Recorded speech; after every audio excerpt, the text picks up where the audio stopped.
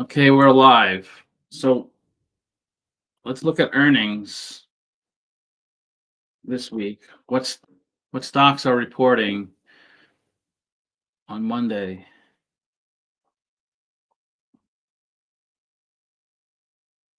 So, okay, so June 23rd, Monday. That's last Monday.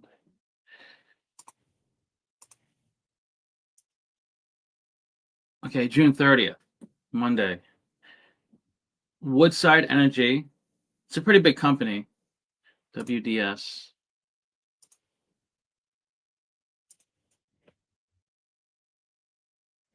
I think I did a video on WDS. 29 billion market cap, 8% dividend. So if you want a big dividend, WDS. I wonder why it's so much, the dividend. I guess because it's pretty much cut in half since the peak 2 years ago. Progress Software Solutions. It's a pretty big drop from 29 billion to 2.7 billion.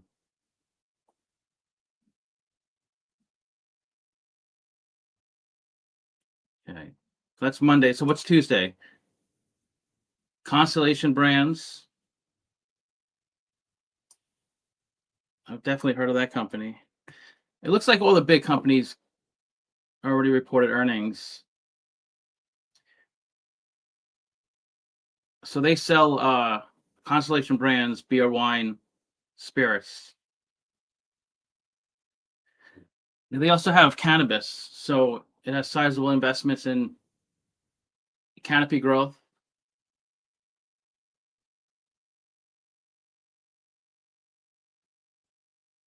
It has more than 100 brands, so they sell a lot of wine. I wonder if Costco is their biggest customer. Costco is the biggest retailer of wine in the world. They sell more wine than anybody. Hey, Kevin, what's up? I'm having problems with my Camtasia. It's not really recording well anymore. There's all these problems. So I can't really do any regular recordings. I have to do live streams. Halion, 47 billion market cap, is reporting on Wednesday the 2nd. Yeah, that's a British company.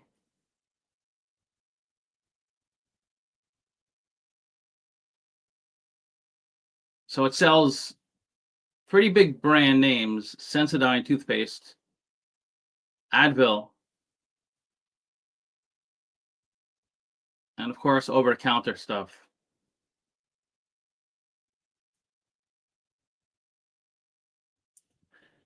So is it okay? So they are the owner of Advil. That's a big name.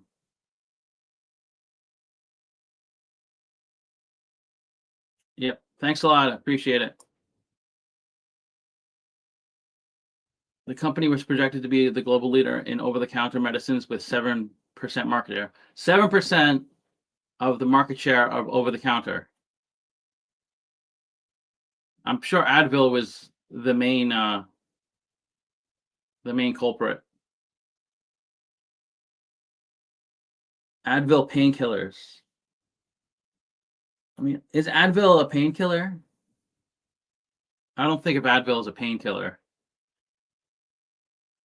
Maybe I wouldn't say killer. I'd say pain lessener. I think of like Vicodin as a painkiller, or OxyContin. Advil is pretty mild. It's not going to kill pain. It may give it a fighting chance. It's a pain injurer. It could injure a pain. UniFirst Corporation, 3.5 billion. Can't say I heard of that company before. UniFirst. Okay, uniforms. They sell uniforms, which is pretty big business because a lot of companies, a lot of franchises, like McDonald's, Subway, those types of businesses need uniforms. So it is a pretty big demand. Because if you own a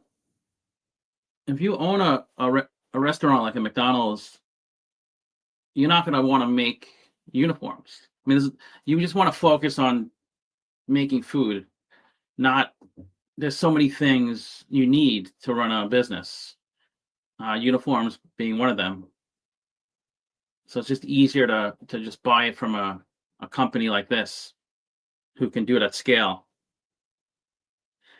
You do what did GlaxoSmithKline spun off HLN a couple years ago. Right.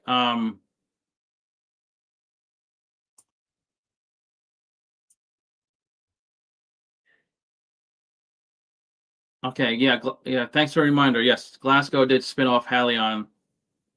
It used to be part of Glasgow. You see Advil as a painkiller, reduces fever and treats pain. Yeah, I guess it's a different type. It's more mild, so I guess it is a painkiller. Because if you have a temperature or you're not feeling well and you take an Advil, what do you think of CCJ? 80%? Wow, 80%.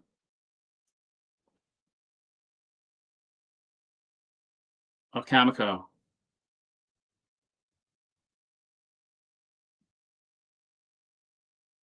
It's hard to know when to sell, right? Like, how many times have you been up a lot and you held on and then you came right back down and it never came back up again?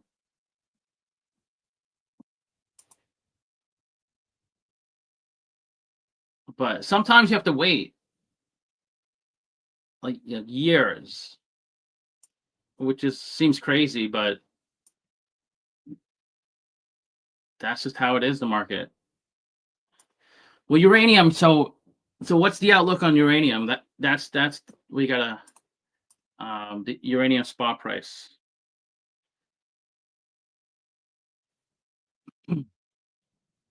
Let's see where it's trading, because it follows uranium, even though it's a company that sells whatever it sells uranium. It mainly sells uranium. So I mean,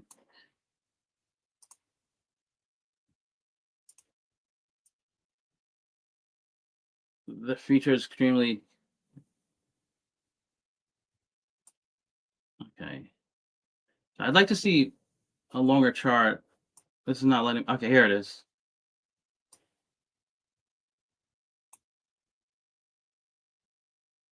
So it's doubled in 10 years, but it's still 20% below its high this year. Well, that's in 2024. So last year, it's 20% below last year, but you're probably up a lot because you picked it up when it was down here in the 60s. So that's a tough call.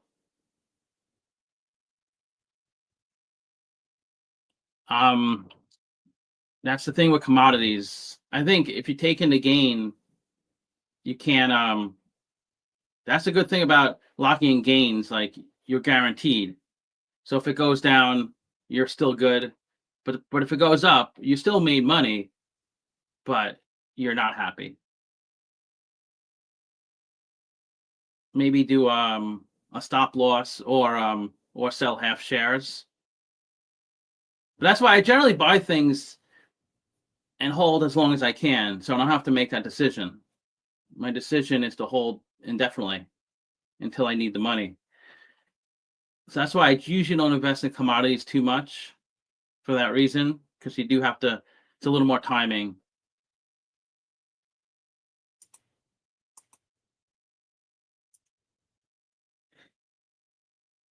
Yeah, you could buy puts. You purchase Meta, great. I hope all you guys purchase Meta.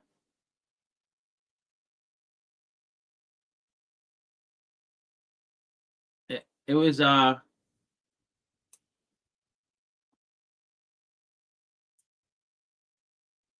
mean, I think it was they just had so much going for them. I know some people shit on Zuckerberg or say things like, "Oh, it's just Facebook." Who uses Facebook anymore? I mean, a lot of people use Facebook. But even if you take that out of the equation, Facebook, which is a big part of the equation, they do a lot. Instagram is a big deal too, and WhatsApp is a big deal. And it's not like they're just sitting there doing nothing. They're constantly acquiring other businesses. Shadow Guy, what's up? Because I mean, AI is the future, right? Or at least it seems like it. And Meta was they were on it well before anybody even thought about it. They changed the name of the company from Facebook to Meta. They were building out their AI infrastructure. Granted, it didn't lead to much when they started the process. I mean, what year did they change the name?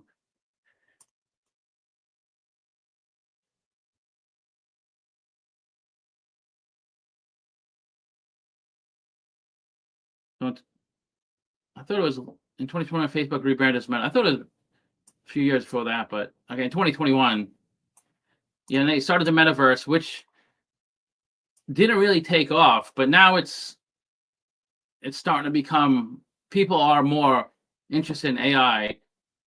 I think ChatGPT kind of changed everything because a lot of people didn't really um, understand what to do with AI or the metaverse. Just didn't make sense. And then when ChatGPT came out, people saw like what it could do. Are you in Discord? No, I don't really use Discord. Do I use Discord?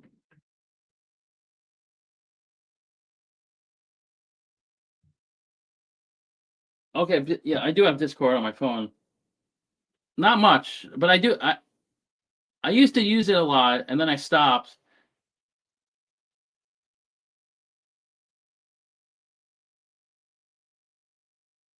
And then my friend got on Discord, and so I was talking to her for a bit. But yeah, I don't use it much. Let me know if there's like a is there like a chat room you're in? Because I think Victor uses Discord, right?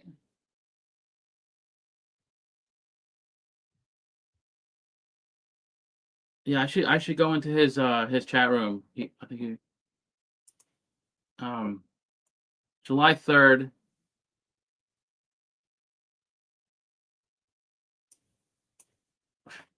Ferrovial. What is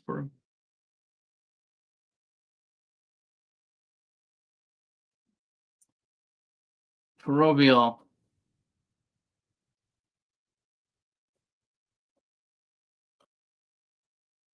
Ferrovial is a Spanish multinational company infrastructure.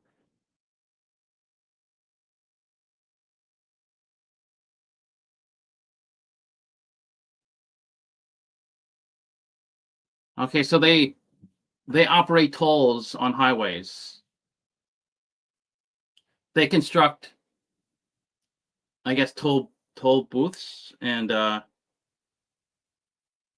highways and roads, airports, buildings.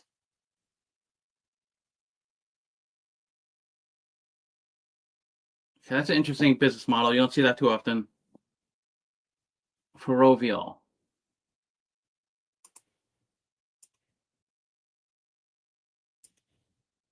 FER.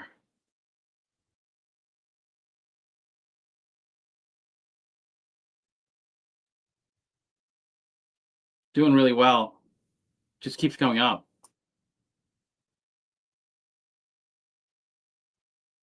See, if you own this stock, you would never have to think because it just goes up. There have been some dips, but really not much, and it doesn't last too long. The hard part is when you have a stock and you make a lot of money, but then it crashes and it sits there for like almost a decade. It's just hard to how long do you wait it out? You don't want to be like 90 years old and sit on stocks. I think Tesla was like that. But I think it's a little more.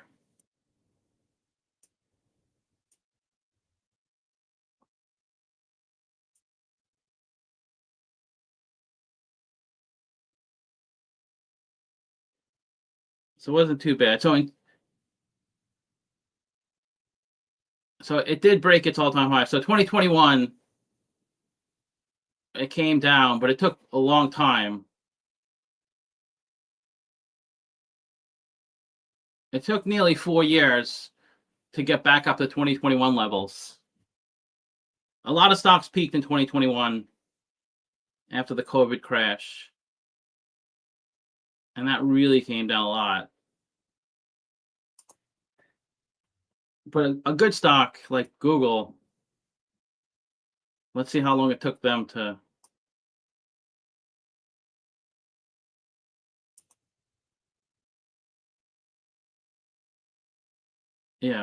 The peak was in 2021. That came down also,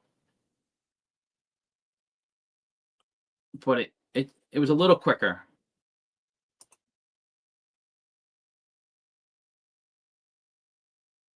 From November 2021, so it took 2 years to get back to where it was. Still, 2 years is quite a bit of time, because if you bought it and in second half of 2021, you would have had to wait nearly 2 years to get back to where you bought it at, because it came down pretty quickly. But the nice thing about stocks is they have resistance points. So once it came down, it's only going to go so low. It's not going to go down to like $5 a share. And then when it finally rebounds again, when people start buying in, it hits new highs, and then there's a new resistance level, and there's always going to be sell-offs, and then a new high, and sell-offs, and a new high.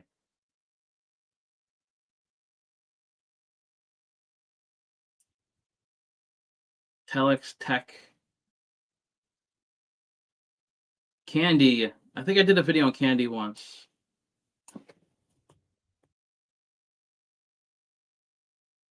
Candy, a Chinese manufacturer of batteries and electric vehicles. Okay, yeah, Candy. EV company. China is real big on EVs. They have the most EV drivers by far. Okay.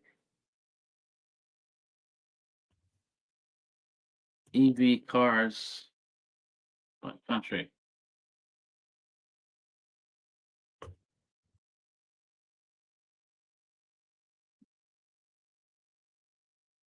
China's probably like 3/4 of the country's EVs are in China.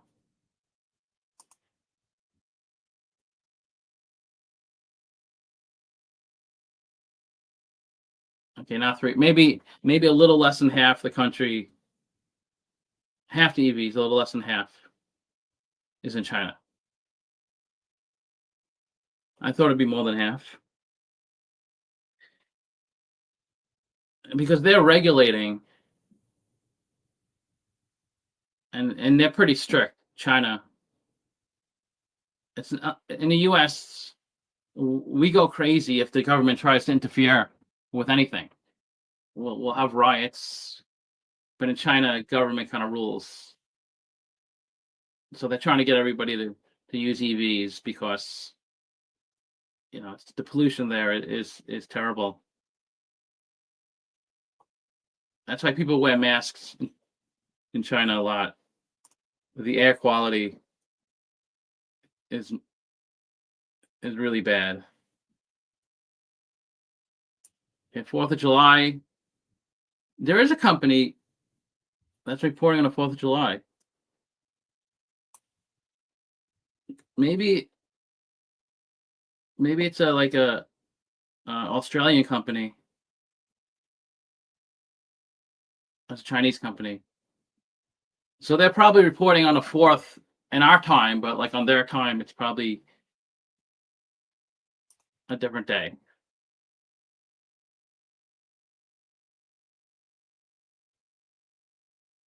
So it would be maybe it's Thursday. Maybe it's Thursday the 3rd. Well, they don't have 4th of July in China anyway. It's an American thing.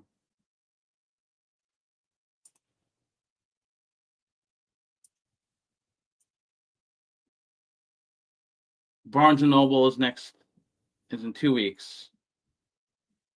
Perfect Moment. Penguin. Saratoga. Mogu. I think I did a video on Mogu once. That's an e-commerce company, Chinese e-commerce.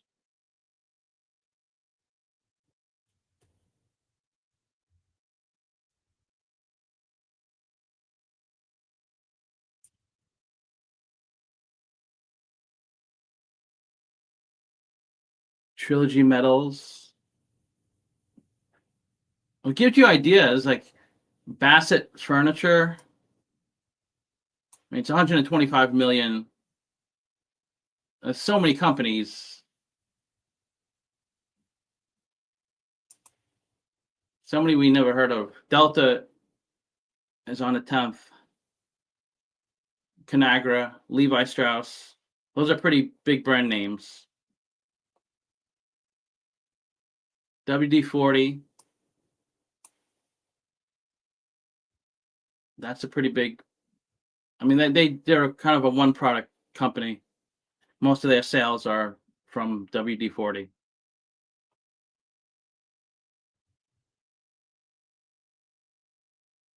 Unity. Okay, so it looks like some. I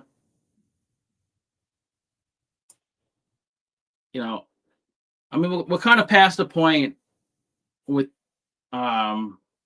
like the big guys filing, because usually people file a certain time. Like if your quarter end is like June, if your quarter end is 3/31, then you're probably gonna file like the first week of May or something, or the last week of April.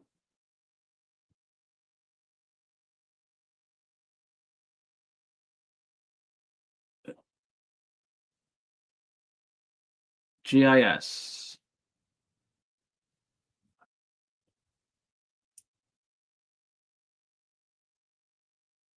GIS. General Mills. I didn't realize that was a ticker.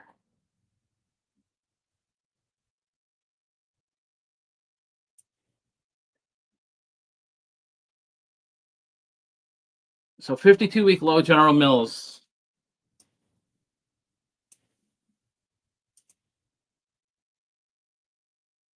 But it's even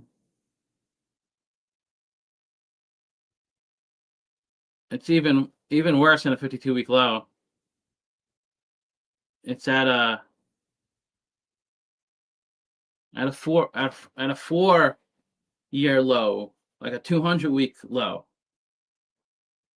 Because the last time it was this low was in March 2021, so over 4 years ago.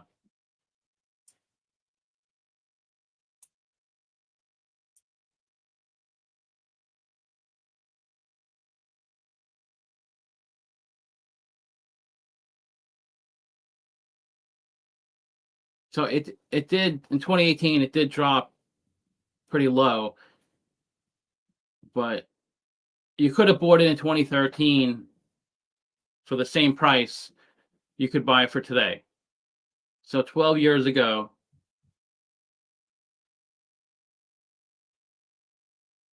So that's why are they struggling so much, General Mills?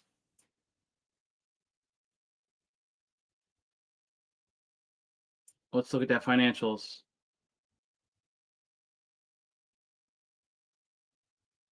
So revenue is not increasing at all. It's actually down from 2023.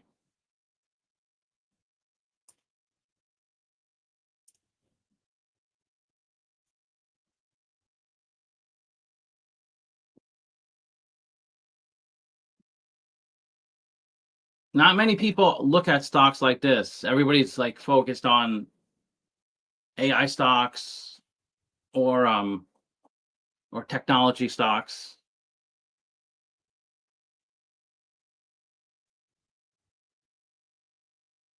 Let's go back further.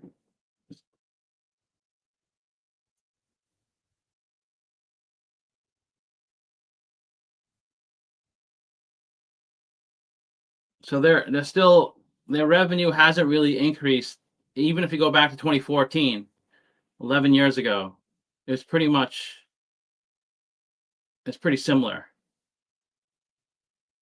Especially if you adjust for inflation, it's down a ton, because it should be going up like 3-4% a year just to maintain. I mean, obviously you want to beat inflation. You want to go up like 7-8% a year, but at least 3%, and it's not doing that.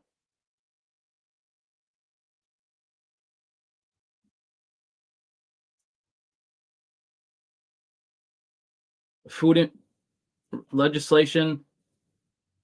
It could be a lot of things. It's probably just, I think the competition is likely, people are picking other brands instead of General Mills. It's just, it's losing favor. It's maybe it's seen as a outdated old product.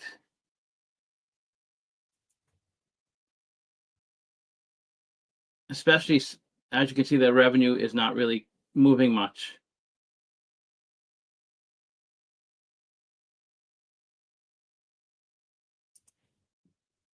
General Mills stock slips sees larger than expected drop in profit, and margins are getting squeezed too. These types of companies, when you sell a lot of something, like when you sell a pretty cheap product, cereal, you have to sell a ton of it, and just a small change, small, like just like a 2% increase in the cost of supplies like paper or ink, or I mean there's or flour. I mean there's so many things that go into their product. You know, they have to make the boxes, so they need paper. Then they obviously the ingredients to put in there.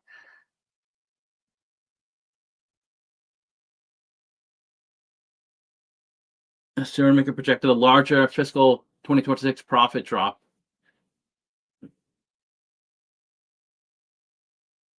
Plus, say 10 interest on your money invested yearly.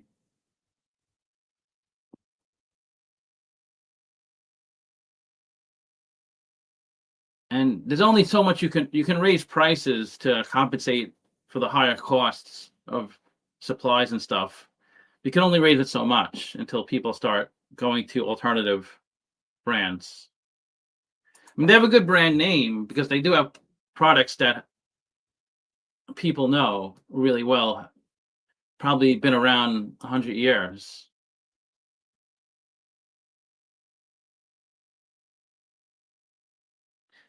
But a lot of investors are not looking for these types of returns. Yeah, they've been around 170 years.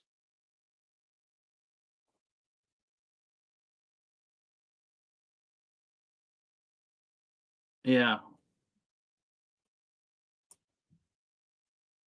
but it is a good price. So it's much better deal if you buy it now than if you bought it last year. A much better deal. Simply Wall Street's valuation is 166. And 21 analysts say it's at 56. So not much discount there, but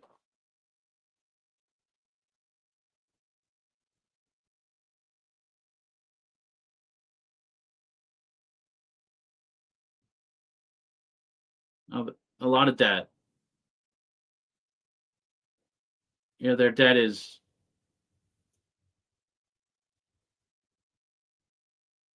a pretty significant amount higher than their equity.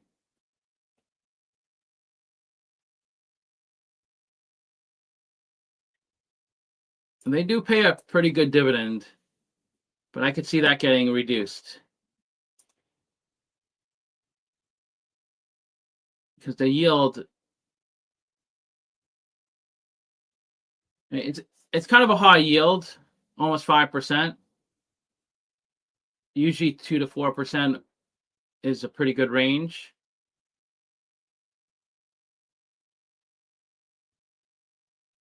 But unless their stock price goes up or they cut their yield, that's not going to change.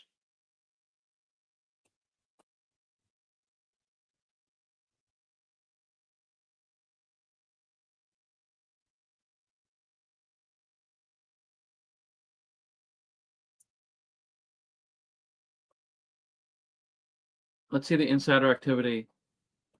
I thought I just passed it.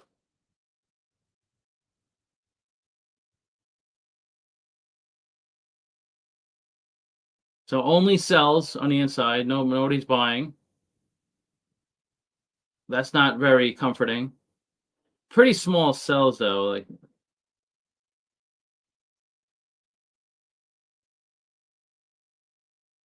I mean, for us, they're not small, but because if you sold 3,600 shares at $50, that's like $170,000.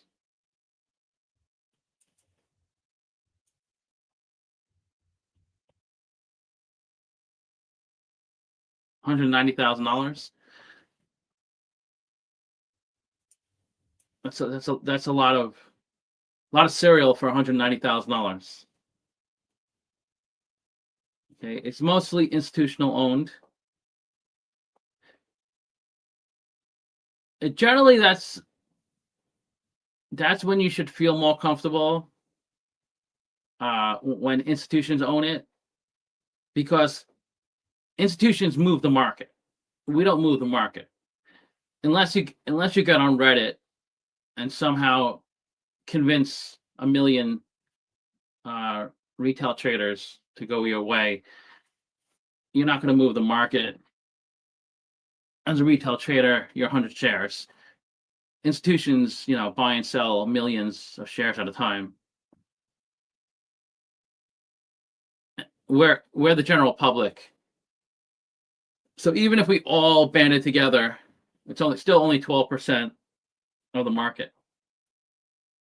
It doesn't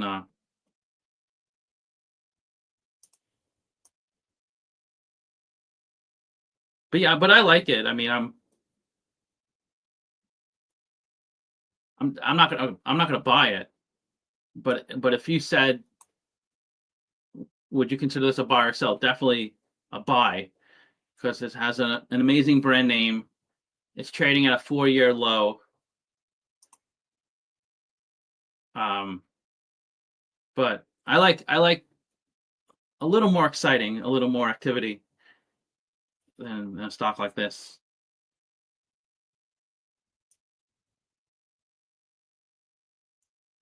Who else is that? But robo-taxis, that's the big thing now, right? Robo-taxis. Who's next? Tesla's finally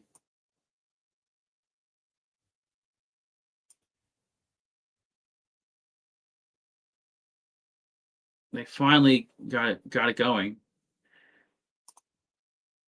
So before the road taxi started for them, they were at 286, and it went to 350.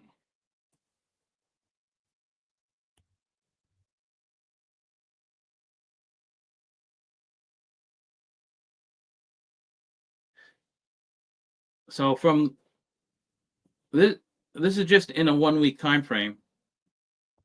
22%. I don't even think it made it a full week. 6.5. Okay, so in like 2.5 weeks, 6.5 to 6.23, it went up from the lower to the top, 22%, which we knew it would, because Elon's been talking about the robotaxi for like 5 years, and they finally got it going. Instead of talk, they finally put into service, which is a huge. But they didn't make any money. They're still in the red, whatever, $20 billion. I don't know how much they put into it, but this indicates they're going to be able to scale it and then get it out there to the masses, like Waymo's been doing for 3-4 years now. So Waymo is way ahead of the game. It's Waymo ahead of the game.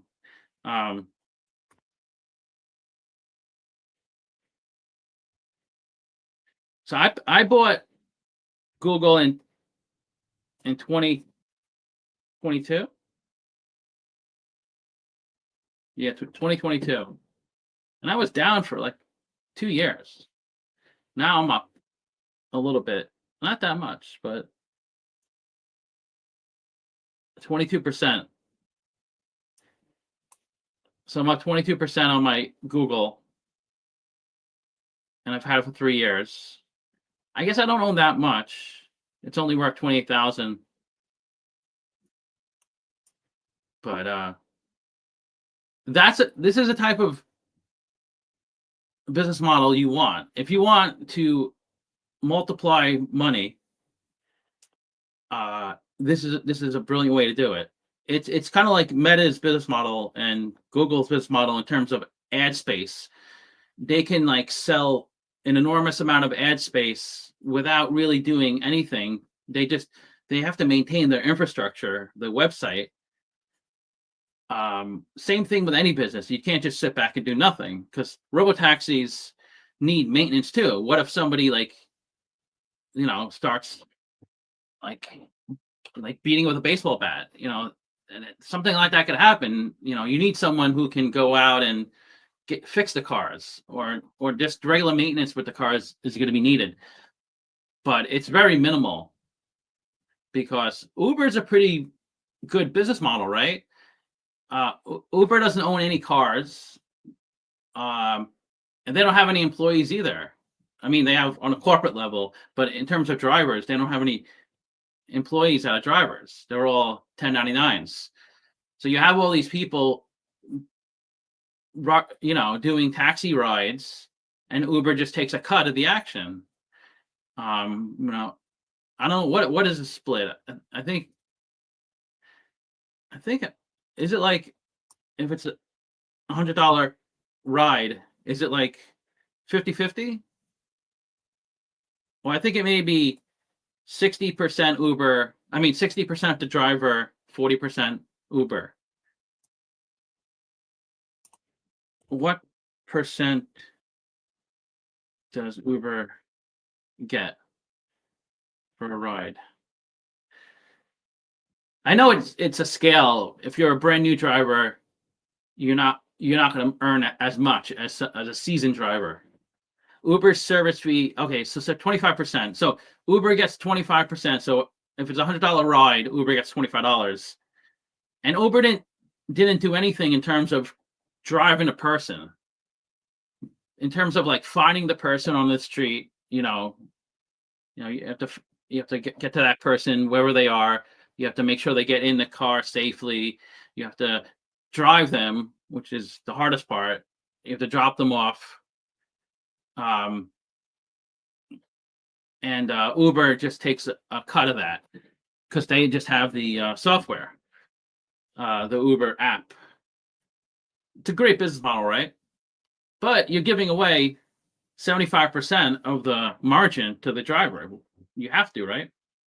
So if the $100, 25 to, I mean, no, it's 75 to driver, 25 to Uber. But it's scalable, right?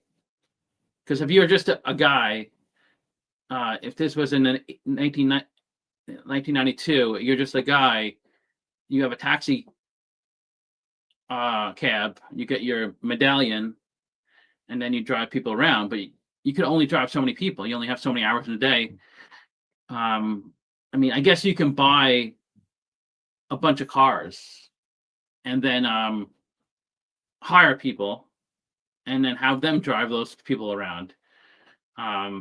There's ways to scale, but Uber did it much more efficiently, where they just built the software and they take zero risk.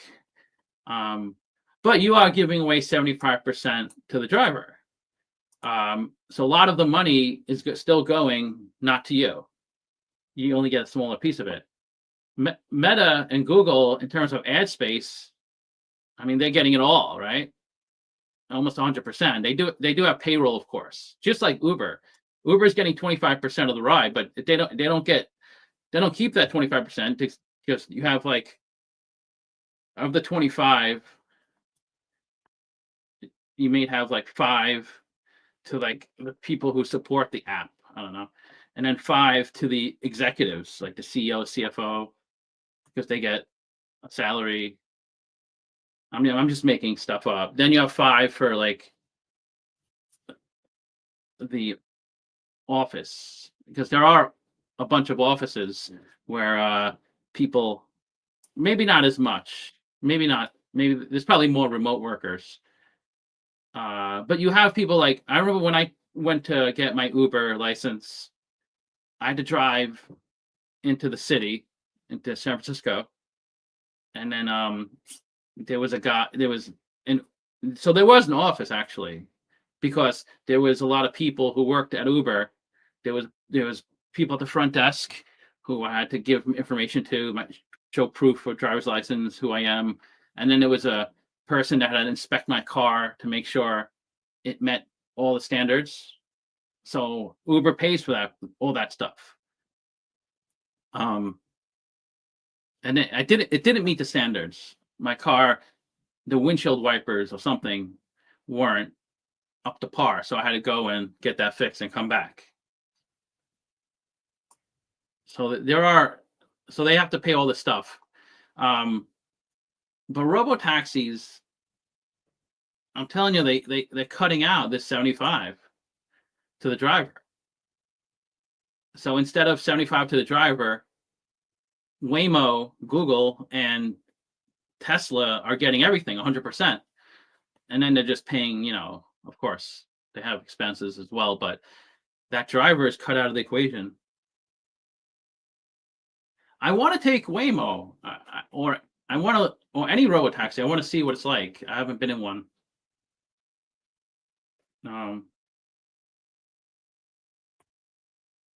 But some people don't trust it. I think you're much, much safer in a robotaxi than a person driving you. Much safer. Because it's like riding on a plane. The pilot doesn't even do that much, from what I understand. And I've been told by pilots they don't even need to be on a plane. You can do it all remotely. Because the pilot, the main thing they're needed is during takeoff and landing. When they're flying, they don't even need to do much. They still need to be there because there are rare instances. It doesn't happen often, but there are times things go wrong. Sometimes planes get too close to each other. Sometimes a bird flies into the engine and knocks out the engine, or weather, things like that. So, but most of the time it's smooth sailing. But that's why, like, a robotaxi, if it gets hit with lightning, people would blame the robotaxi, Tesla. Like, it's Tesla's fault. Like, how could you say it doesn't matter if there was a person in there or not, if a lightning hit it, but people think a robotaxi is not safe. A person would be able to avoid that lightning.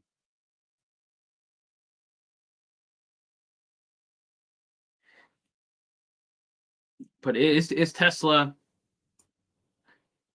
if you were going to buy Tesla because of robotaxis, I would suggest to buy Google because of robotaxis. If that's the reason you're buying Tesla, because of robotaxis, I don't think that's a good idea. Because Google has already been doing it for many years and it's working. It might work better for Tesla, who knows?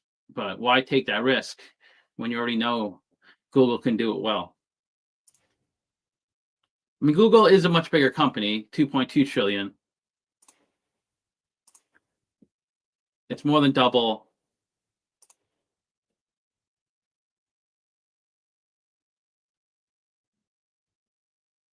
So Tesla's 1 trillion and Alphabet's 2.2. So it's a little more than double. Freaking NVIDIA. God, I sure missed that boat with NVIDIA. I'm so stupid.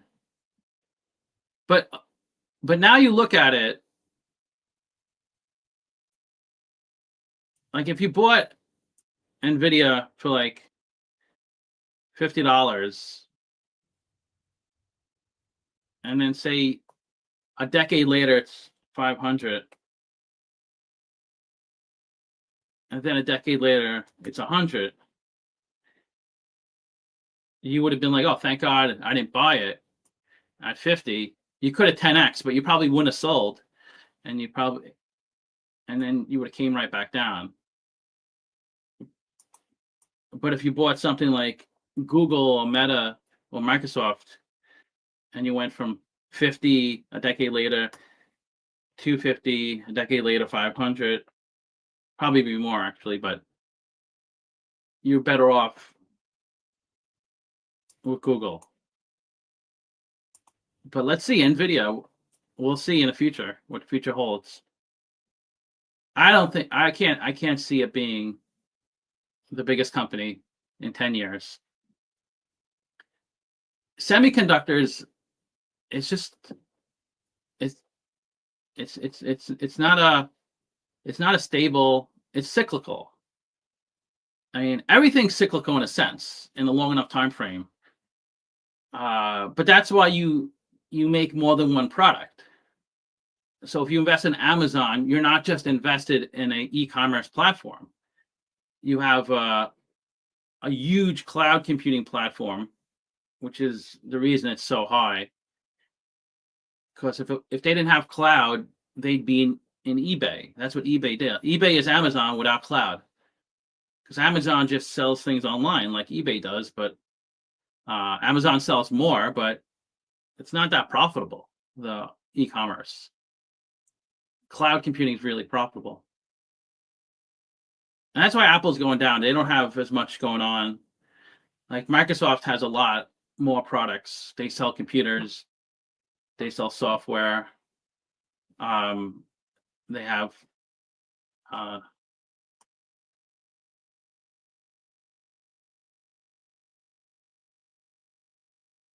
LinkedIn.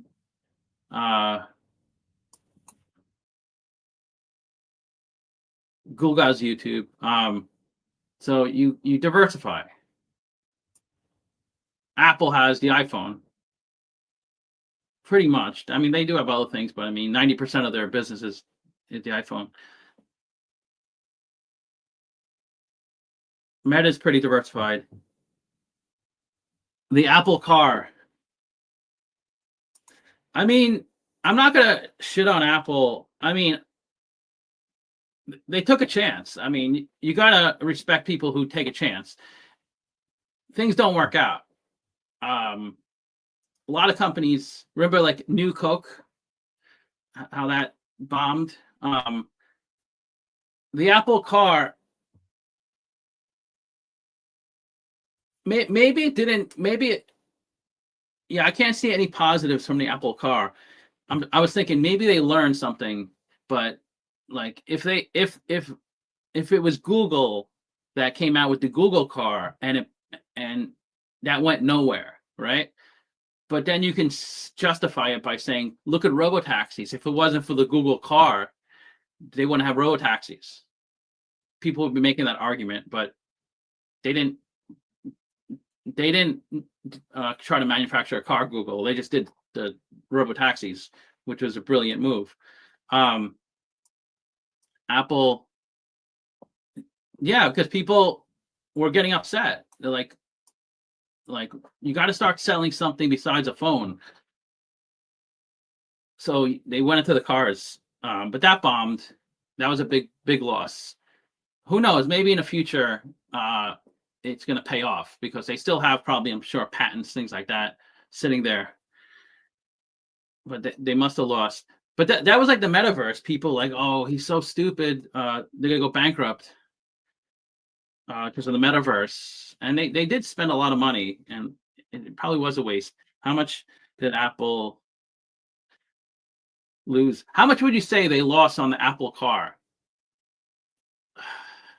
I'm gonna say like $15 billion.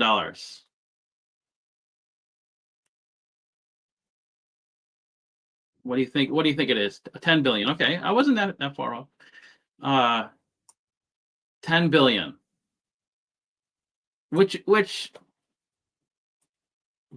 for Apple, it's not really. It is really a rounding thing for Apple. If this was like a I don't know, eBay, because they're probably pretty close to that 10 billion mark cap.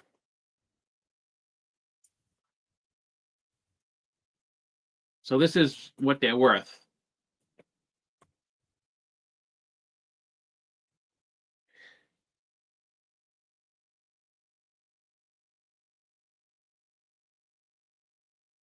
That's 10 million, right?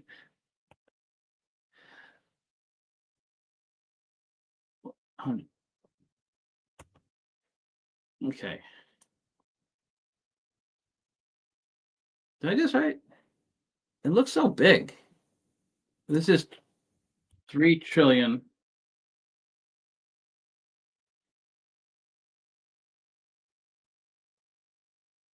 So that's what they're worth, and that's how much they spent. So it probably wasn't. It's probably still a small percentage of the company. It's a rounding error. It's less than 0.5% of the company. I mean, still 10 billion is a lot of money in a dollar sense, but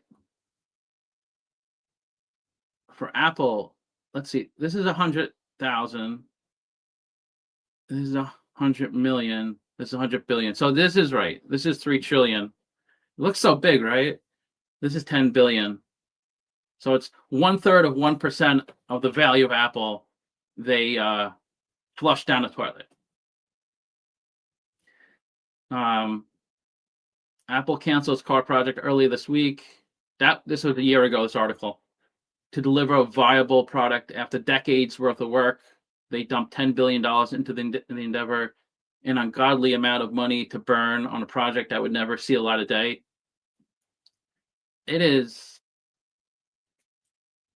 But I've seen like small businesses go bankrupt from $100,000, which 100,000 doesn't sound like it could bankrupt the company, but for a small business, when you're just getting by, or even if you're losing money, if you drop $100,000 into like some new project that you want to grow and it doesn't ever develop into anything. Because I used to help my mother-in-law used to import chocolate from Italy, and she would sell it to retail stores in the United States. So I used to help her for fun. So in Manhattan, there was a store that opened in Manhattan called I didn't do it. I did get commission, but from it, but I didn't do. I just thought it's fun. I like being involved in business. The chocolate company. Trying to think. I still remember the person's name, Byron Bennett. The Chocolate Library.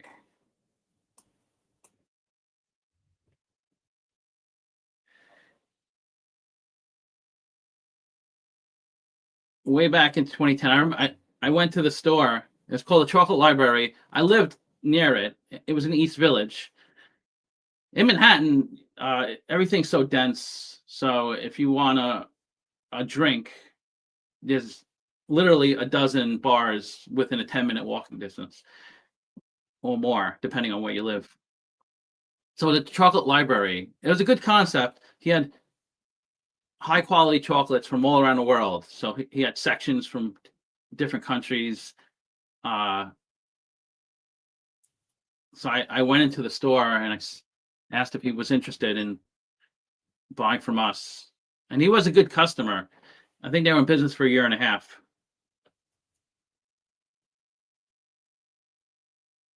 Maybe 2 years.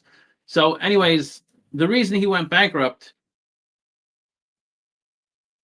I don't know if they were ever making money.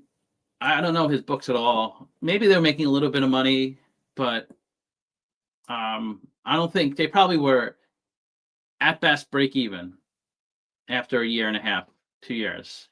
So what bankrupted the company is that he was always thinking big. So for Valentine's Day, he had this gift basket. It was called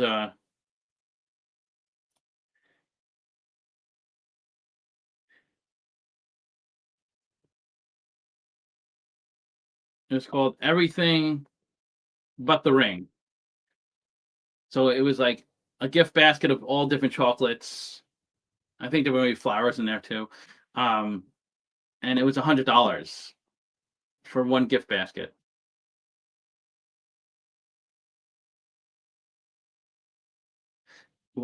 Yeah, I think it was $100. So he bought. So there was like maybe a dozen different chocolate bars in there. So each bar is like can range from $4 up to $20. So it there was like he had a little like a book. It was a wine game. Like you learn about wines, different wines, and it was like a board game. So that was in there. Some other things were in there. So he ordered 1,000 of everything. So he picked like one of our chocolate bars to be in the basket. Now? I want to get something to eat. Oh, I didn't know you could. I thought we were leaving at 9:40. I know, but I'm pacing. Okay, I'll get off. 10 minutes. Okay. So he ordered 100 of everything. So he ordered 100 bars for me. So it was $100,000 for these 100 baskets.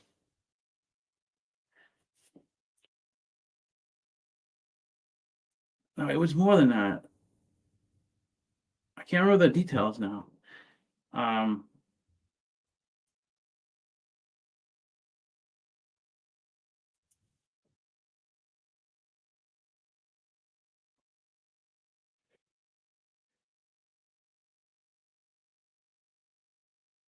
Oh no, it was 100. It was he ordered each basket retailed for 100. He ordered 1,000 of everything. So we had 1,000 baskets. No, it couldn't have been that much.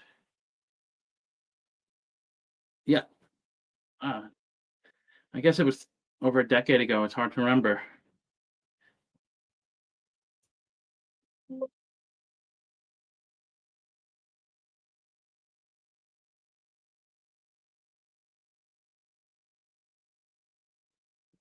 I can't remember. I can't remember the details, but I know there was like I think it was levels. I think it was 3 different baskets. I think the big basket was $300. The middle basket, I know is it. I think I just remember 100,000. All the baskets combined was like $100,000 if he sold all those, but he only sold like 2 baskets because people, I guess, weren't interested in spending hundreds of dollars on a Valentine's Day gift. So that ended up bankrupting the company because I guess they were already struggling, and then what's going on? He dumped all this money into this idea, and then he had to just sell. He had a ton of extra chocolate bars, so he had to sell it all at a discount. I remember going there and doing like tastings. So you have a rep in your store, and they give you a taste of the chocolate, and then hopefully they buy it. Usually they buy it if they taste it at the store, but hopefully they keep buying it when they come back. What a under the radar fire stock. They both Cintas.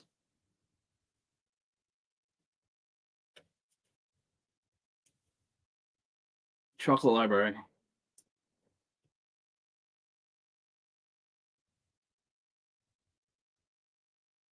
I remember he asked me to invest money into the company right before they went bankrupt. But I was already planning to move to California at that point to start my business, so I wasn't really looking to throw money away.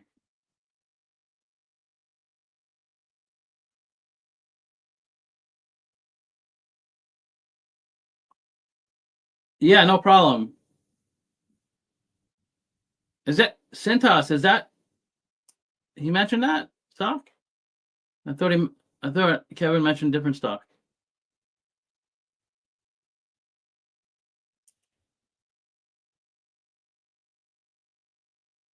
It is doing pretty well. It's almost at its. It looks like it hit its all-time high in November. Then it came down back up. But I have a small business actually, and I have to go there. Our sewing school.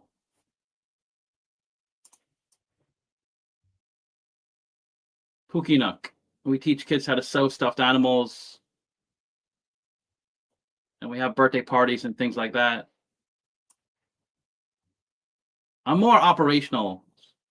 I don't do as much of the sewing. See right here, Scott. I don't know. I have a picture. I'm not even that important. I just fund the operation and help run it. Well, I wasn't really involved at all until we got a second location. So I've been helping my wife in a second location. And I'd rather do this than work for somebody, because working is awful. And no matter how nice your boss is, or no matter how much fun the work is, it's just after maybe the first few months you like your job, but at some point you just hate it. No matter what the job is, you're gonna hate it. So working sucks. Seems like the camp idea is very good and teaches real life. Yeah, we have summer camps where they build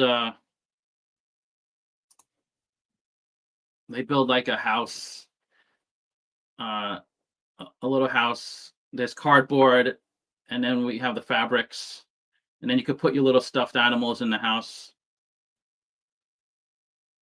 Here's another house. There's like a mushroom house. That's like a 3-day camp.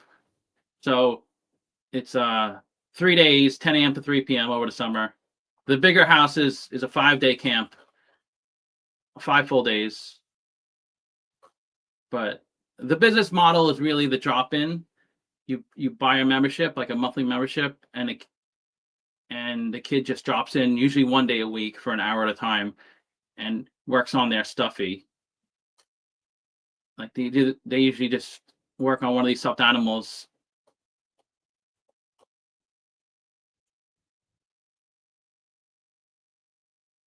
Birthday parties are somewhat popular.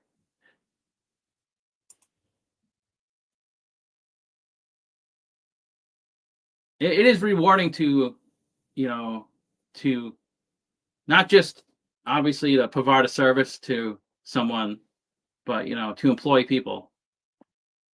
It's rewarding. And it's fun, they get to they earn points every time they come, and they could buy things like candy, toys. So we were thinking of franchising it, but that's why we got the second location, to see how that goes. And if it goes well, we may move forward to franchise.